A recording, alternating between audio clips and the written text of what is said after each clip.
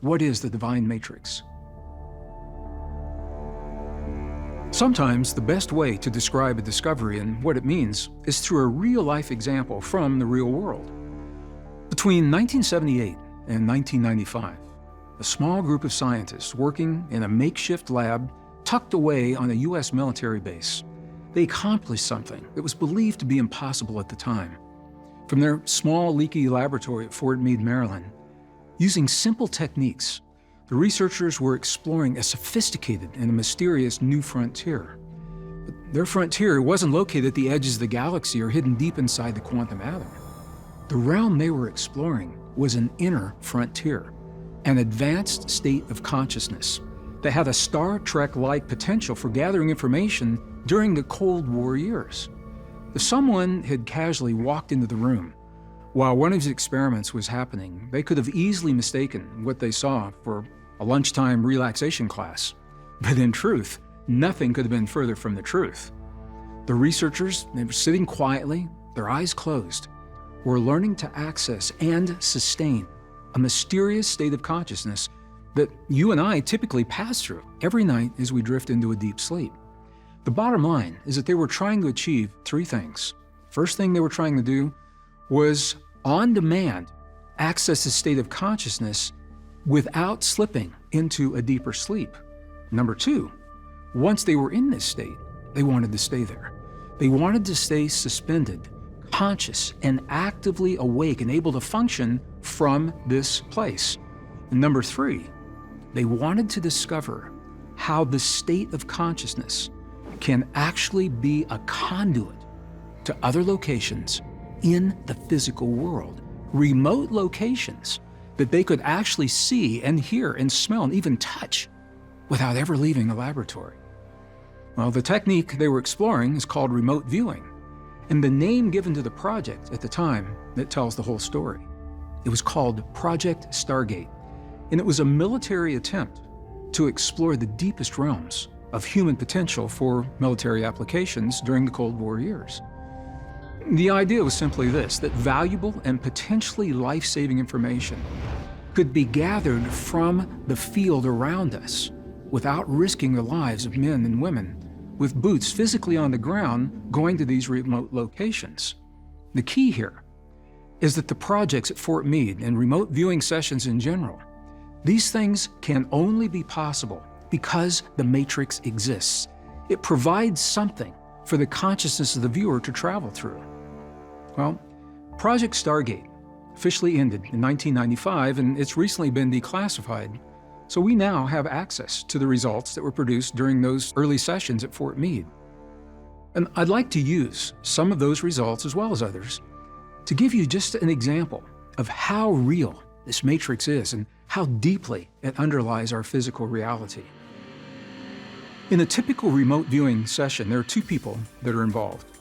One is the viewer, and this is the one whose consciousness is actually traveling. And the second is called the monitor. And the role of the monitor is simple. The role of the monitor is to guide the viewer into a specific state of consciousness, and then to help the viewer stay in that state using predetermined protocols, and to communicate from that state without dropping into a deeper sleep.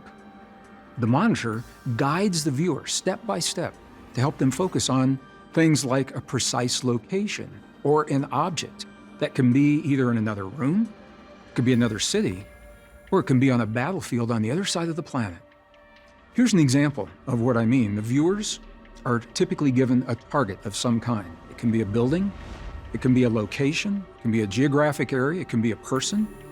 They are given physical coordinates. It can be a street address, it can be a latitude and a longitude.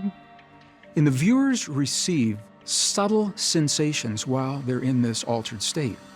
And one of the things that the researchers found during these early experiments is that the sensations are not the most present, the most visible, the brightest, the most profound, but often the very, very subtle sensations, and they have to be trained to recognize and be able to detect these very subtle sensations. And they begin to sketch on a piece of paper what it is that they see, as well as other sensations of smell, or if they feel touch, or they hear specific sounds The image that you're seeing on the screen is an example from one of these early sessions. The viewer was given coordinates, latitude and longitude, of a place somewhere on the Earth. They had no idea where this place was. And from the altered state, the viewer began to sketch what you're seeing. And what you're seeing in the upper right-hand corner is a body of water. The viewer felt that this was an ocean, and that was noted. You're seeing the longitudinal runway or highway that was drawn that's very obvious in the center of the image, and then just to the left and to the upper left, they saw what they perceived as some kind of buildings that were there. So the viewer is sketching only what he or she perceives in this subtle state without imposing their ideas and their viewpoints, their filters of what should or should not be, and this is what takes the training. Well, the next image that you're seeing on the screen is an actual photograph of the location that the viewer picked up in the remote sensing session. This is a military target, and what you see in the photograph is there's an ocean in the upper part of the image. There is actually a runway, and so the viewer was right on this target. There's a runway that is running through the center of the image, and to the left, we begin seeing the structures and the buildings. So what happens in these sessions is sometimes a remote viewer can pick up things that may not be visible in the photographs, and sometimes the photographs have things that may not be visible to the remote viewer. When we put these together, they give us the opportunity to gather information without ever having a person physically go to gather that information.